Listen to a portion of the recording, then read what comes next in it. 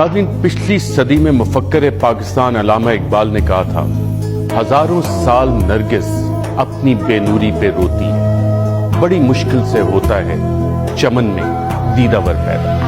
اور پھر تاریخ نے یہ رقم کیا کہ قائد اعظم محمد علی جناح نے برطانوی سامراج کی غلامی کی زنجیریں توڑی اور ایک آزاد ملک پاکستانیوں کے لیے بنایا پاکستان۔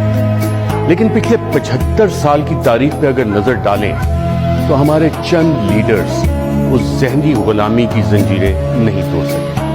آج 75 سال بعد ایک لیڈر ایسا آیا جس نے یہ کوشش کی کہ ذہنی غلامی کی ان زنجیروں کو توڑا جائے، لیکن وہ سازشوں میں گر گیا۔ آج پوری دنیا کی نظریں پاکستان کے وزیر اعظم کے آفس پہ مرکوز ہیں کہ اس لیڈر کا مستقبل کیا ہوگا۔